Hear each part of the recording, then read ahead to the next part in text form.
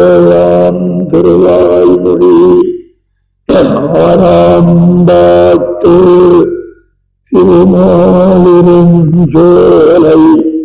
அணியாகி செல்லகும் தன் உருவயிற்று வைத்து உடிவேறி தலையளிக்கும் திருமால் என்னவாழ்நாள் சிவனும் பிரமனும் காணாது அருமால் எய்தி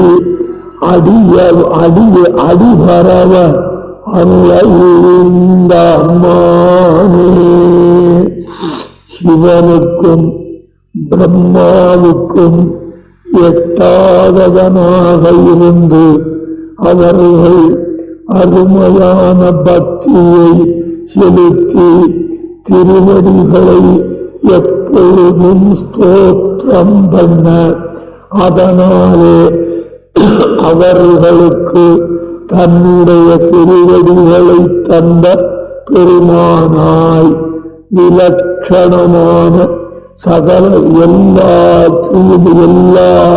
உலகங்களையும் ஒப்பற்ற பெரியதான தன்னுடைய திருவயிற்றினுள்ளே வைத்து கற்பகாலங்கள் தோறும் நன்றாக காப்பாற்றுபவனான திருமாமகள் கோள்வனான திருமாலிருஞ்சோலையிலே இன்று கொண்டு என்னை ஆட்கொள்வதிலே பெரும் பித்தனாய் நின்றான் என்பது இதனுடைய சமுதாயார்த்தம். திருமாமகள் கோள்வனாக இருக்கிற பெரியோனான எம்பெருமான் திருமாலிருஞ்சோலை மலையிலே நின்றருளே என்னை ஆளுகையிலே பெரும் காதலுடையவனாக இருக்கிறான் என்பது பாட்டினுடைய சமுதாயார்த்தம். திருமாலிருஞ்சோலை கோனேயாகி என்னை ஆளுமால் திருமாலிருஞ்சோலை மலையை தனக்கு வசிக்க தகுந்த இடமாக கொண்டு நிற்கின்றவன் என்னை அடிமை கொள்வதற்காகவே தன் பக்க என் பக்கலிலே அன்பே ஒரு வடிவெடுத்ததே என்று சொல்லலாம்படி நின்றான் என்பது இதனுடைய பொருள். செழுநீலகும் அதாவது நல்ல வழக்கமுடைய எம்பெருமானுடைய ஆணைக்கு கட்டுப்பட்ட 3 உலகங்களையும் என்பது பொருள். ஒரு வயிற்றினுள்ளே வைத்து ஊழி தலையளிக்கும் ஒப்பற்றதாய் சிறியதான சிறியது என்றால் இதற்கு மா என்ற பதம் பெரியது என்ற பொருளை தருமே தவிர சிறியது என்ற பொருளை தராது. ஆனால் இங்கு சிறியதான என்று நம்பிள்ளை பொருள் பண்ணுகிறார். இதற்கு பேர் விபரீத லட்சணையின் பொருள். அதாவது அல்பம்மா என்றால் விபரீத இலக்கணத்தாலே பெரியதற்கு எதிர்ப்பதமான சிறியதை காட்டுகிறது. ஆகையாலே அற்பமான இந்த உலகங்களையெல்லாம் பிரளய காலத்திலே தன்னுடைய திருவயிற்றிலே வைத்து கல்பந்தோறும் சிறப்பாக பாதுகாக்கின்ற எம்பெருமான். அப்படி அவன் வயசுக்குள்ள நுழையல்னா எல்லாமே அழிந்திருக்கும். அப்படி யார் நுழைந்தார்கள் இந்த உலகம் மக்களா என்று கேட்டால் சமஸ்த லோகங்களில் உள்ளவர்களும் பிரளய காலத்திலே இவன் வயிற்றினுள் புகாதிருந்தால் காப்பாற்றப்பட்டிருக்க மாட்டார்கள் என்பது பொருள். அதத்தான் நளிர்மதி சடையனும் முகக்கடவுளும் களிரொளிமயவர்களை வனுமுதலா யாவகை உலகமும் யாவருமகப்பட நிலம் நீர் தீதாவும் சுடரும் ஒரு பொருள் புறப்பாடு இன்று முழுவதுமகப்பட கரந்து ஓர் அணிவை சேர்ந்த மாயனல்லது ஓர் அணிவை சேர்ந்த மாயனல்லது ஓர் அணிவை சேர்ந்த பெருமாயனல்லது ஓர் அணிவை சேர்ந்த எம் பெருமாயனல்லது ஒரு தெய்வம் தெய்வம் மற்றுடையவோ யாமே என்று திருவாசிரியத்திலே இந்த ஆழ்வாரே பேசி நின்றார். ஆகையாலே எல்லாவற்றையும் தன்னுடைய வயிற்றிலே வைத்து ஒவ்வொரு கல்பத்திலும் சிறப்பாக பாதுகாக்கிறவன் என்பது இங்கு பொருள். இந்த பிரளயமாகிற ஆபத்திலே இந்த உலகங்களுக்கெல்லாம் எம்பெருமானை விட்டு வேறு வழி கிடையாமையாலே எம்பெருமானிடம் புகுகின்றன. அப்படி வேறு கதியின்றி அவன் உள்ளே உலகமெல்லாம் புகுந்தது போல எம்பெருமான் இப்பொழுது ஆழ்வாரான என்னை விட்டான் தான் வாழ முடியாதபடியானான் என்ன பேரருள் செய்தான் என்று சொல்லுகிறார். எம்பெருமானுக்கு ஆழ்வார் பேரிலே பிச்சேறி இருப்பதற்கு காரணம் என்னன்னா திருமால் சிவப்பதி என்பது இதனுடைய பொருள். என்னையானால் அதாவது என்னை அடிமை கொள்வதற்காக பிச்சித்தான் பைத்தியம்தான் ஒரு வடிவு கொண்டார் போல இருக்கின்ற எம்பெருமான் அடியாறுகளிடத்திலே பிச்சேறிய பெருமான் என்பது தெரிகிறது. அதனாலே அடியார்களை ஒரு காலம் நல்வ விடாதவன் நல்வ விடும்படியாக செய்ய முடியாதபடி செய்பவள் யாரு? திருமால்.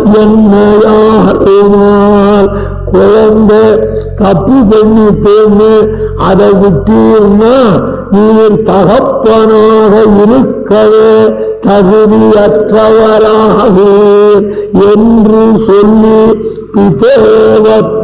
பிதேவத்ரேயான் பவதிஜ கதாசித் கல்வதீஹி கிமேதம் நிர்தோஷா கைவ ஜகதீதி த்வமுஜிதைஹி உபாயைர் விஸ்மார்ய ஸ்வஜனயதி மாதா ததசினஹா என்று ஸ்ரீ குணரத்ன கோஷத்திலே ஸ்ரீபராசர பக்தர் அழகா சொன்னார். தொற்றேயான் தொது தாயே உன்னுடைய பிரேயான் காதலமான எம்பெருமான் அவாபிதேவா ஜீவாத்மாக்களுக்கெல்லாம் தகப்பனை போன்றவனாக இருந்து என்ன பண்றான்? இந்த உலக மக்கள் செய்த பாவங்களுக்கு தண்டனையை கொடுத்து புள்ள விஷம் என்னன்னா அப்ப அடிக்கிறாப்புல இவனுக்கு இந்த நரகானுபவத்தை கொடுத்து இவனை தள்ளி விடுகிறவனாக அவன் இருக்கிறான். ஆனா நீ ஜனனி தாயல்லவா, குழந்தை செய்கிற குறும்பையே இனிமையாக நினைத்து மகிழ்கிற மனம் படைத்தவள் தாயல்லவா.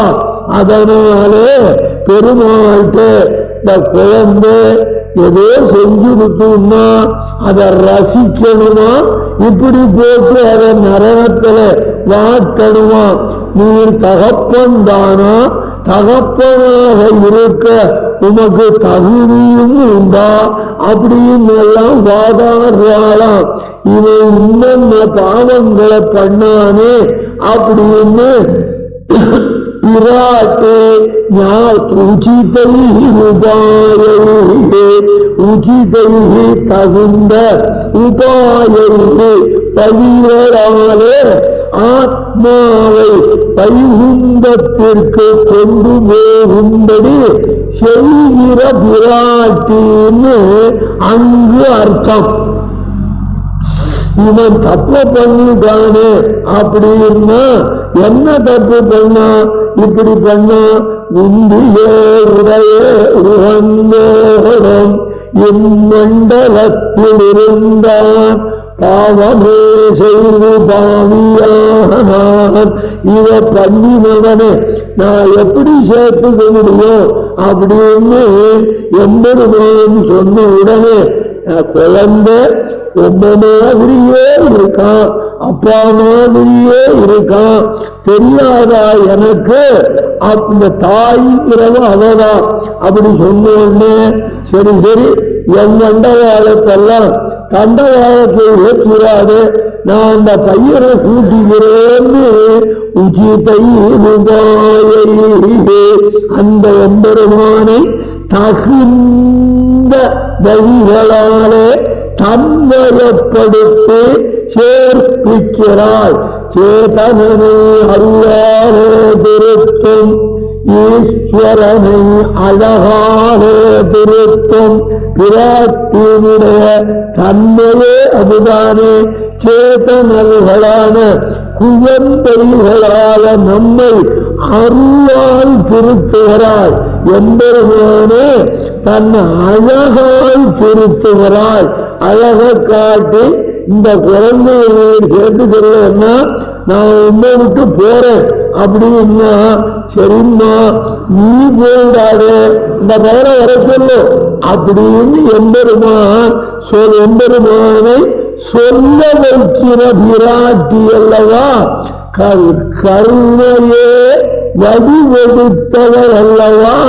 ஆகையினாலே திருமால் என்னையாளுமால் நாராயணன் என்னையாளும் அல்ல, திருமால் என்னையாளுமால் என்று திருவின் தொடர்பினாலே என்னை ஆழ்கின்றவனாக இருக்கிறான் சொன்னார். அதுக்கு மேலே சிவனும் பிரமணம் காணாது அருணாலைவி அடிவருவ அருளையுண்டாம்மான் என்கிறார்.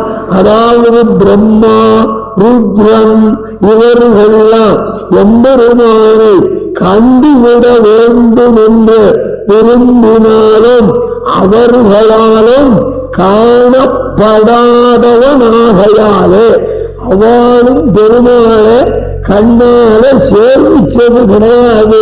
அதனால என்னவென்றா எல்லை இல்லாத பக்தியை செலுத்தினார்கள்.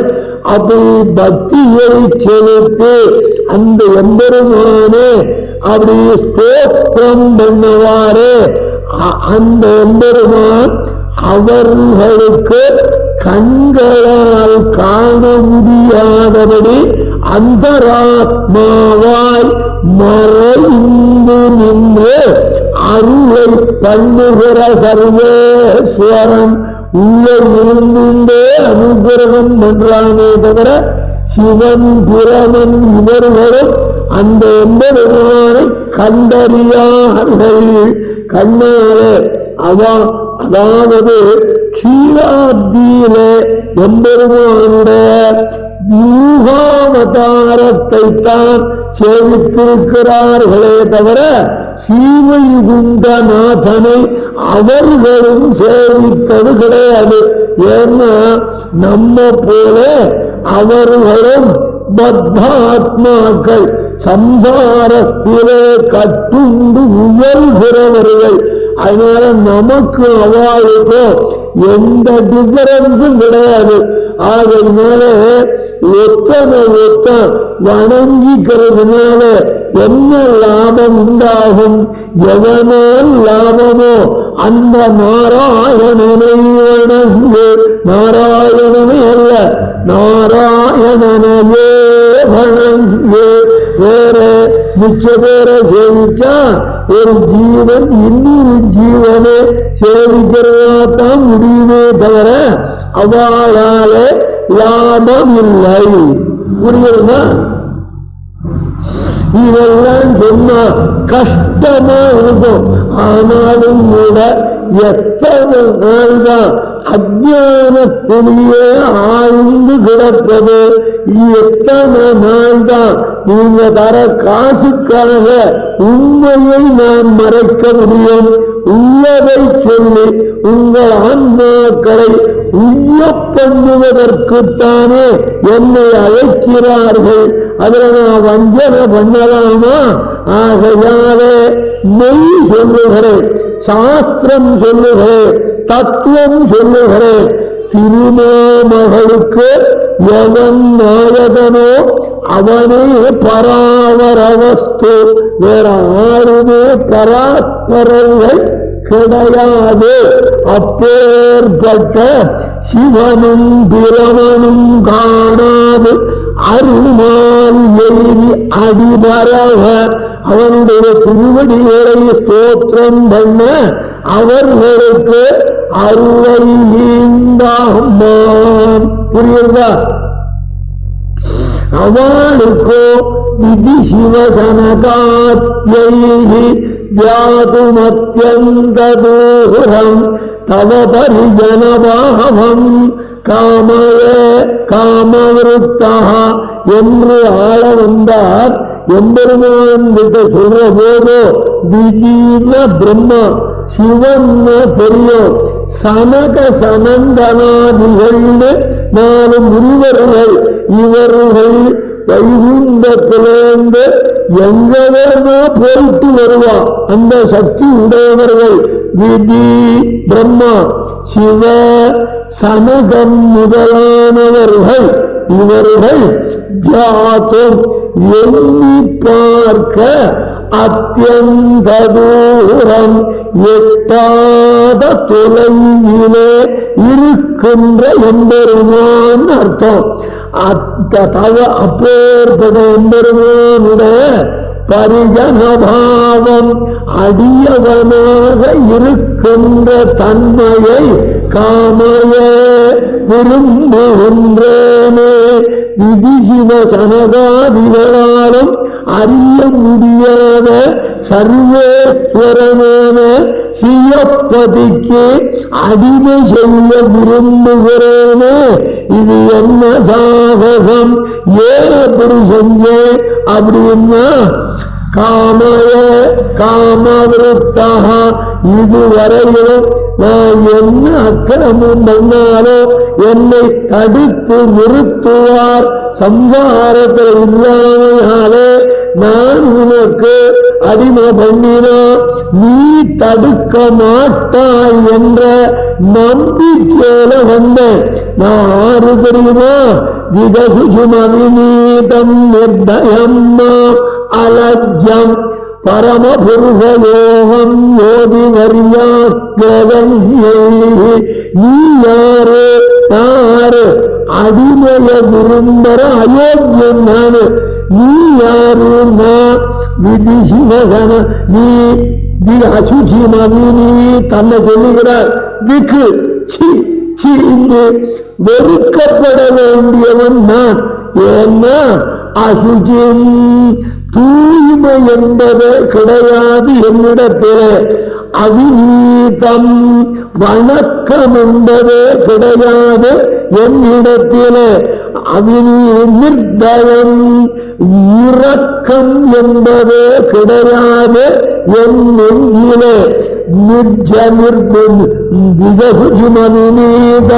நிர்தயம் நிர்தயம் சொல்லி அப்பேற்பட்டன பரமபுருஷா நீயாரு எல்லாருக்கும் மேலே உயர்வர உயரும் பெருந்திரவோன் என்னப்பட்ட சர்வேஸ்வரன் அப்பேற்பட்ட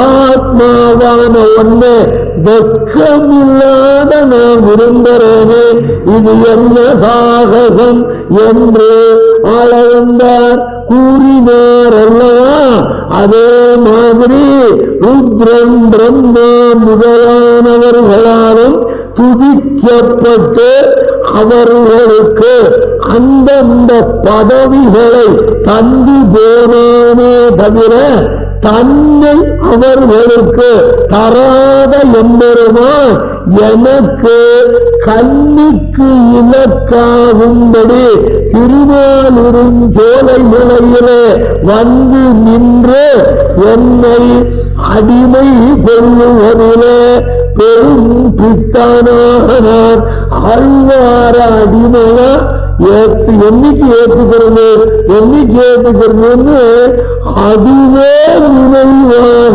இருந்தான் எம்பெருமான் என்பதை இந்த பாட்டால் சொன்னார். பாட்டை செய்வோம். திருவாளூருஞ்சோலை ஆணையாகி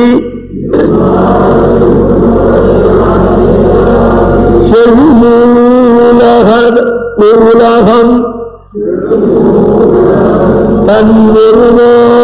தன்னிருமாவயிற்றுள்ளே வைத்து உளிதோரூழி தலைகளிக்கும் திருவால் என்னையாளுமால் சிவனும் பிரமனும் காணாதே அருவால் எழுதி அடிபரவ அருளை அம்மானே அருளை என்னம்மானே என்னும் முக்கம் நமரனும் பெருகொரு பிரமனம்மானும் தேவரோரும் தேவரும் கடியும் முனிவரும் ஏற்றும் அம்மான் திருமலை பெருகடியும் மணிமலை திருமாலும் சோழமலையே என்பது ஏழாம் பாட்டு. எம்பெருமானே அருளை தந்தருள வேணும் என்று வேண்டுகிற சிவபெருமானும் நல்லறிவு வாய்ந்த நான்முகக் கடவுளும் தேவேந்திரனும் 33 அமரர்களும் அஞ்ஞானங்களை போக்க வல்லவர்களான முனிவர்களும் துதிக்கும்படியான எம்பெருமான் எழுந்தருளி இருக்கும் இடமான திருமலை எது என்றால் அருள்களெல்லாம் தவிர்க்கும் அழகிய மலையான தெற்கு திருமலை என்பது சமுதாயார்த்தம். அதாவது தம்முடைய ஆழ்வாருடைய செல்வ நிறைவுக்கெல்லாம் காரணம் எதுன்னா திருமாலிரும் சோலைமலையே. எம்பெருமான் இல்லை, அவன் இருக்கிற திவ்ய தேசம்தான் ஆழ்வாருக்கு என்ன செல்வம்னா பக்தி செல்வம். அந்த பக்தி செல்வத்துக்கு காரணமே அந்த மலைதான். அதனாலே அந்த திருமாலிரும் ஜோலை மலையே தமக்கு அடையத்தக்க பயன் என்று மலையை கொண்டாடுகிறார். எம்பெருமான் அடைய வேண்டிய பயன் இல்லை, திருமாலிரும் ஜோலை மலையே அடைய வேண்டிய பயன் என்று தீர்மானிக்கிறார். அருளை என்பர்கள் எம்பெருமானிடத்துல பிரசாதத்தை பண்ணியருளவோடும் அருளை செய்தருளவோடும் என்று கேட்பார்களாம். யாரு? இந்த தேவர்கள். என் அம்மானே எம்பெருமானே, நீ அருளாது ஒழிந்தால் எங்களுக்கு வெளியே வேறு புகழுண்டோ? நீயே ரட்சகனாக ஆறு ரட்சிப்பாய். உண்மையில ரட்சகனாரு எம்பெருமான் தான். ஏன் அம்மா அப்பா சகோதரன் இவெல்லாம் இருக்காளே, அவளா பாதுகாப்பாளர்களாக ஆக மாட்டார்களா என்று கேட்டால் தாய் தந்தை எல்லாம் ஆத்ம ரட்சகர்கள் அல்லர். ஏன் அப்படின்னு கேட்டா இந்த சம்சாரத்துல ஒத்தருக்கொத்தர் விரோதம். தாயாதம் தாயாதம் தாயம்னா பகைன்னு அர்த்தம், ஆதம்னா மூலதனம் அர்த்தம். பகையை செய்வதே மூலதனமாக கொண்டு வாழ்கிறவர்களுக்கு தாயாதிகள்னு பேர், பங்காளிகள்னு பேர். அவ்வளவுதானே தவிர நாம ஈட்டுகிற செல்வத்துக்குத்தான் அவர்கள் காக்காயா பரப்பாளே தவிர நம்மை ஊழிப்பார்களா என்றால் கிடையாது. தாய் காப்பாற்ற மாட்டாளா? பரதாழ்வானுக்கு கைகேயி ரட்சகயானாகவோ அவன் காப்பாற்றினாரா? இல்லையே, துக்க கடலை அல்லவா ஆழ்த்தி விட்டாள். சரி, தகப்பன் ரட்சகனாக மாட்டானு கேட்டா பிரகலாதாழ்வானுக்கு கிரண்யகசிபு ரட்சகனானோ? ஆனா பிள்ளையே கொல்ல பார்த்தான், அவனும் காப்பாளனாக மாட்டான்.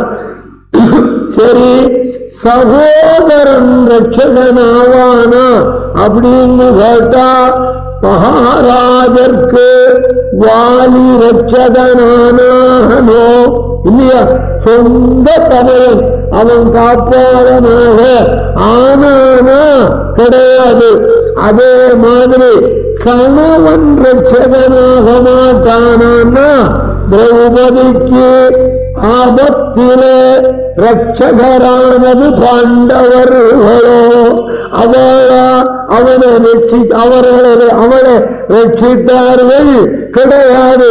சரி, புள்ள ரட்சிக்க மாட்டானா அப்படின்னு பார்த்தோம்னா புள்ள இவங்கிட்ட இருக்கிறத புடிஞ்சிக்கத்தான் காத்துன்றதானே தவிர அவன் ரட்சகனாக மாட்டான். சரி, நம்ம சம்பாதிச்சு வச்சிருக்கிறேன் 24 கோடி 28 கோடி 68 கோடி அப்படின்னு சம்பாதிச்சு வச்சிருக்கிறேன். அது நம்ம காப்பாற்றுமான்னா இன்கம் டாக்ஸ் ஆபீசர் கொண்டு போகாமல், திருடன் கொண்டு போகாமல் அதை இவன் காத்து கொண்டு கிடக்கிறானே தவிர அது இவனை காக்காது. இல்லையா? எந்த சமயத்துல எவன் கொண்டு விடுவானோ அப்படின்னு ராப்பகல் உறக்கமும் இன்றி அதையே காத்துருக்கானே தவிர அது காக்காது. சரி, இவன் நான் கேட்க வேண்டாம், பரமசிவன் காவானோ அப்படின்னு ஒரு சில இழந்து அவனை காத்தது என்போ இல்லையா? சதுர்முகன் நான்முகன் அவன் காட்ட மாட்டான், அவன் அருளையன் நம்மானே என்று இவன் திருவடிகளில் வந்துதான் விழுகிறான். ஆகையாலே காக்குவியல்வினன் கண்ணபிரானே தவிர இவர்களுக்கெல்லாம் ரட்சகத்துவம் காக்கும் ஏற்பது கிடையாது. அகாரங்கிறது ரட்சகத்துவ சூச்சகம். அவ அப்படிங்கிற ரூட்டில இருந்து வந்தது என்கிற சப்தம். அவ என்ற ரூட்டுக்கு ரட்சணே காத்தல் என்பது பொருள். அதனால அகாரம்னா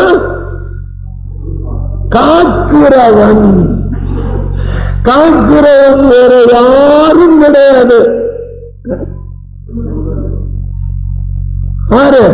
எம்பெருமானத்தான் காப்பாற்ற முடியும்.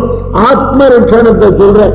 இந்த உடம்ப காப்பாற்றுவா, ஆம்பரையா காப்பாற்றுவோ என்று என்ன பண்ணி போயிருந்து உபச்சாரம் பண்ற? இன்னொரு 50 வருஷம் இருந்து நீ மாசம் ₹1,00,000 சம்பாதிச்சு கொடுக்க வேண்டாமா? ஒரு காரணத்தை வச்சுதான் ரட்சிக்கிறாளே தவிர இவனால சம்பாதிக்க முடியாத வயசு வந்துருக்குன்னா ஈசினேன் இங்கேருந்து போ, வீட்டை விட்டு போ, இங்க இருக்காது. ஏன் இறுதி இழைத்தீர் அப்படின்னு எப்ப பார்த்தாலும் இறுதி கொலைக்கு இருக்கிறவன் பிராண்ட வாங்குறேன். அந்த டிவியில என்ன சொன்னாலும் காதல விடல. ஐயோ பாவி இப்படி இருக்கிறீங்க பாரு, அவ்வளவுதான். இறுதி இழைத்தீர், அதுக்கு மேல் உள்ளம் பூசி இட்டீர். இப்படி திட்டினாலும் கூட கனகம் கோச்சிக்காதீங்க பாரு, ஆமாதான் அப்படிங்கிறான். குமரங்கண்ணியர்வாள் அந்த ஸ்திரீகளை விட்டு சொல்லப்படாதா? குமரை மலர் போன்று அழகிய திருக்கங்களை உடைய பெண்களிடத்திலே எதுக்கதை சொன்னார்னா, அப்பவும் இந்த பெயர்களை மேல ஆசை போகலன்னா காரணம் என்ன? குமரன் கண்ணியர்வாள் அவர்களிடம் பாசம் விட்டு உதவிடணும், பாசம் விட்டு அதுலயோ கொடிய பாசம் அவன்கிட்ட புள்ளவே திறந்துருவோம். அம்மா சொல்றபடி கேட்டு இருந்தால் இல்லைன்னா போடா வெளியில. இவனே அம்மா சொல்றபடிதான் கேட்கிறான். இவன் பிள்ளைக்கு அம்மா சொல்றபடி இவன் கேட்கிறான். புள்ள கேட்க வேண்டாமா?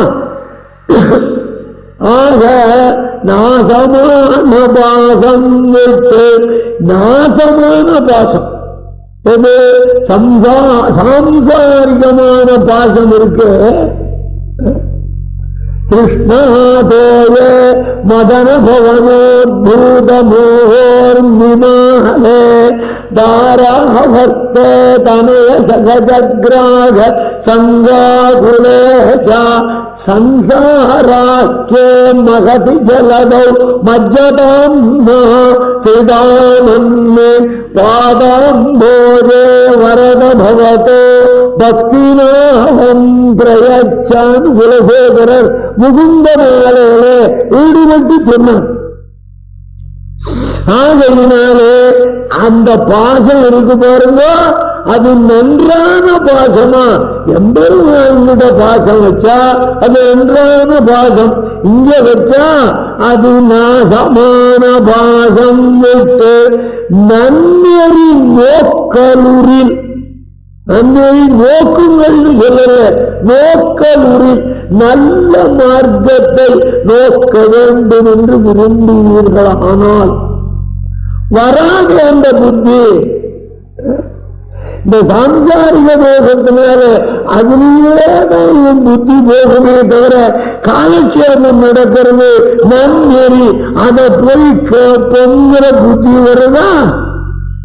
வராது. அது அவ நிறைய ஆள் வருவியேன்னு கவலைப்பட வேண்டியதில்லை. ஏன்னு கேட்டா முமுட்சுவாக இருப்பவன் கோடியிலவன் தான் இருப்பான். மோட்சத்தை விரும்புகிறவன் இத்தனை பேர் இருக்கிறது. இதை விட வேற என்ன வேணும்?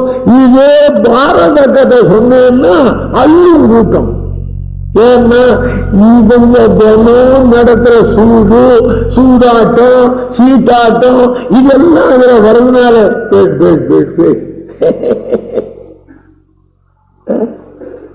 நன்னெறி நோக்கலூரில் நீங்க என்ன பண்ணணும்? வாசம் மல்கும் தந்துவாயாம் வதறி வணங்குதுவே. இதத்தான் தூவிரிய மலருழக்கு துணையோடும் பிரியாமே. அந்த ஒரு வார்த்தை என்னால முடியல. அந்த பண்ணுகிற வியாக்கியானங்கள்லாம் நெஞ்சில வருது. திருவங்கமன்னனுடைய பாட்டி ரசம் இல்லை, வியாக்கியான ரசம். தூவிரிய வெறும் வண்டேன்னு கூப்பிடக்கூடாதா? அதுக்கு ஒரு ஆச்சாரியனாலே ஒருவருக்கு காரியம் ஆகணுங்க. ஆச்சாரியனை ஸ்தோத்திரம் பண்ணணும். இது என்னுடைய கடமை. தூவிரிய மலர் உழக்கி துணையோடும் பிரியாமே இருக்கின்ற வண்டே ஆச்சாரியரே. அமருளி நிறைவேற்ற அமரவோமான் அயுந்தூர் நின்றானுக்கு நெடுந்தாண்டகத்திலேயோ இவை ஆழ்வார் காட்டினார் அல்லவா? ஆகையினாலே நீ நன்னெறி நோக்குவாயானால் என்ன பண்ணணும்? வாசம் மல்கும் கந்துவாயான் நறுமணம் கமழ்கின்ற குளிர்ந்த திருத்துழாய் மாலையை அணிந்தவன் இருக்கிற வதர் பதரிகாஷ்டமத்தை வணங்குங்கள். அங்க போங்கோன்னு சொல்லல, சேலத்தில் இருந்துண்டு வதரிகா சிராமத்துள்ளானே அப்படின்னு அவன் வர தயாரா இருக்கான் சேலத்துக்கு. புரியுதா? இவனை வாங்கி சொல்லி கஷ்டப்படுதல்ல. வாராதாய் போல் வருவானே வந்தாய் போலே வாராதாய் சிந்தாமணிகள் பகர் அல்லை பகல் செய்திருவேண்டத்தானே என்றல்லவா அல்வார் பாடினார். நீ வர வேண்டாண்டா, உனக்கு கஷ்டம் வருதுண்டா, நான் வரேண்டா, நீ ஒரு வார்த்தை கூப்பிடுவாங்க அவ்வளவுதான். அதுவும் கூப்பிட மாட்டாங்க. பத்ரிகாசன பெருமாளேன்னு கூப்பிடுறாங்க. எவனாவது அலமேலு அதைத்தான் கூப்பிடணும். காப்பி கொண்டாடி அடியே இந்த டவல் அங்க போட்டுக்க எடுத்துனாடி, இந்த தலைக்கு வச்சுக்கிறது அங்க வச்சிருக்கேன் எடுத்துனாடி. இல்ல கசல இல்லை அப்படின்னு அந்த மனைவி பேர் அன்புடன் இருக்கிறான். அது நாசமான பாசம் ஆழ்வார். அதே மாதிரி பெண்களுக்கு என்னன்னா அவ பதி பக்தியோட இருக்கணுமே தவிர அந்த பதிதான் சதம்னு நினைக்கக்கூடாது. எம்பெருமான் பர்த்தூபத்துல வந்திருக்கான் அப்படிங்கிற நம்பிக்கையோட இருக்க வேண்டியது பெண்களுக்கு. பொதுவா ஆழ்வார்கள் சொன்னதெல்லாம் உடலை கடந்த ஆன்மாவுக்கு வேண்டியவை இல்லையா? அந்த ஆத்மா பெண் தானே, எல்லாருமே பெண்கள் தானே. உடம்பு வேணா ஆம்பளை, சில பேர் உடம்பு ஆம்பளையா இருப்பான், ஆனா ஆண்மை இருக்காது, பெண்ணா இருப்பான். உண்மையில பெண்மை தான் ஆத்மாவுக்கு உரியது. என்ன அத்தியந்த பாரதந்தியம், அது பெண்ணுக்கு தானே உரியது. ஆகையினாலே அருகை என்பர்கள் எம்பெருமானே பிரசாதத்தை பண்ணி அருள். பிரசாதம்னா புரியாத இல்லை, பிரசாதம் பிரசாதம்னா எம்பெருமான் அருள்னு அர்த்தம். கோவிலுக்கு நீங்க போனீங்கன்னா பிரசாதம் கிடைக்கும்னு சொன்னா எம்பெருமானுடைய அருள் கிடைக்கும்னு அர்த்தம். வயிற்றுக்கும் சிறிது பிரசாதம் கிடைக்கும், அது சாதம் தான். அது ஏன் பிரசாதமாக்கினா எம்பெருமான் கண்டறியப்படுகிற காரணத்தாலே. இந்த பிரசப்தம் வந்தாலே தனித்த பெருமை. சுவாமிக்கு ரொம்ப பலம் இருக்கு, அது அழியும். சுவாமி ரொம்ப பிரபலம். சுவாமி ரொம்ப கியாத்தியா இருக்கார். கியாத்தியா புகழ், சுவாமி ரொம்ப பிரக்யாத்தி, நிறைய புகழ். இந்த பிரசப்தம் சுவாமி, சுவாமி சித்தமா இருக்கார், சுவாமி பிரசித்தமா இருக்கார். சுவாமி பலமா இருக்கார், சுவாமி பிரபலமா இருக்கார். அந்த பிர வந்துன்னா அது தனித்த பெருமையை தரக்கூடியது என்பதை தெரிந்து கொள்ளுங்கள். எம்பெருமான்கிட்ட போய் பிரசாதத்தை பண்ணியல் என்பர்கள் ஆறு நான்முகன் புத்தன் சனத சனந்தனாதிரை முதலான பெரியோர்கள். அருளையே என்பர்கள் என்னம்மானே நீ அம்மாது ஒழிந்தான் உன்னை விட்டு வெளியே ரட்சகர்கள் வேறு யார் இருக்கிறார்கள்? எம்பெருமானை தவிர. அதுதான் சொல்லுவா, கருபுயரம் தடாயல் உன் சரணால் சரணில்லை விரை முழு மலர்பொழில் வித்துவத்தம்மானே என்று ஆழ்வார் கேட்கலையா?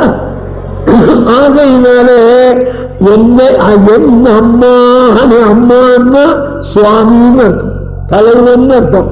என் தலைவனே நீ அனுகிரகத்தை பண்ணணும்னு சொல்லுவாளாம். இப்படி சொல்லுகிறவர்கள் தான் ஆர் என்றால் முக்கண் அம்மானும் தெருவெளி பிரமனும் பிரமணம்மானும் தேவர்கோளும் தேவரும் இல்லை கடியும் முனிவரும். இவ்வளவு பேர் ஆறாருன்னா லலாடனேற்றனாய் நெத்தியில ஒரு கண்ணு இருக்கு. லலாடம்னு நெத்தி, அதுல ஒரு கண்ணு ஆருக்கு வெறும் சொல்லாருங்க.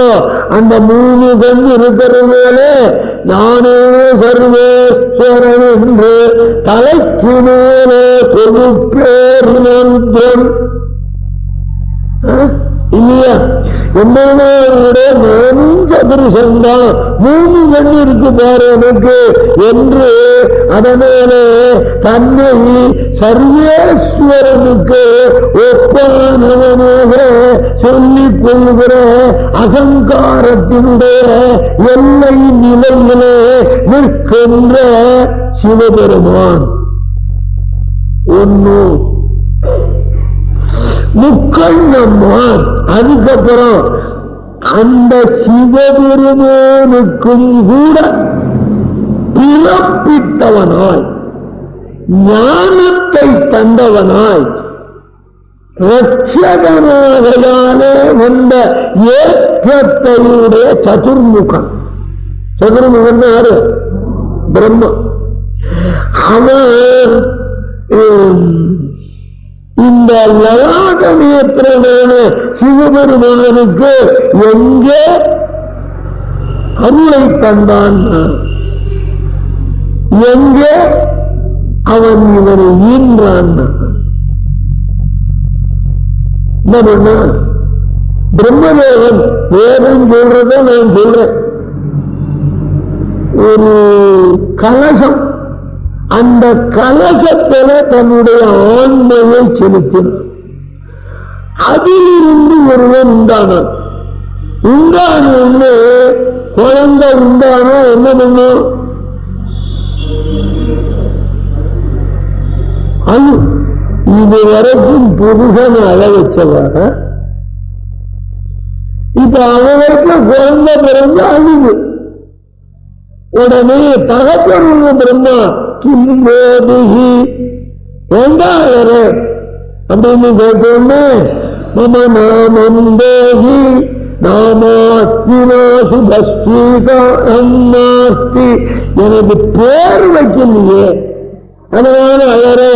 பேர் இல்லாத போனா சுகம் கிடையாது, அதனால ஒரு பேரை வையன்னா அவன் பார்த்தா ரோதிஷீதி ருத்ரஹா பிறக்கிறதே அழுதுண்டே பிறந்து, அதனால நீ அழு என்ன நம்புறவங்க அழவை. வேதங்களுடைய சரித்திரம் தான், அது உங்க இஷ்டம். சாஸ்திரம் என்ன சொல்றதோ அதைத்தான் சொல்லலாம். எனக்கு வந்து சிவன் தாயாது இல்லை, அவன் மேல் துவேஷம் கிடையாது எனக்கு. ஆனா எது சத்தியமோ அதைத்தான் சொல்லணும். சிவபெருமான் நம்ம விட பல்லாயிரம் மடங்கு உயர்ந்தவன் தான், அதுல இன்னும் சந்தேகமே கிடையாது. ஆனா நம்ம விட அவன் உயர்ந்தவனா ஒரு நேரத்தில் உயர்ந்து பார்த்தா நம்ம தான் உயர்ந்தவன். ஏன்னா அவன் ஒரு நாளாவது காலட்சேபத்துக்கு வந்துருக்கானா, பெருமாளை பத்தி பேசிருக்கானா? அந்த அகங்காரம், நானே பிரம்மங்கிற அகங்காரம் நாம தாசர்கள். அதனால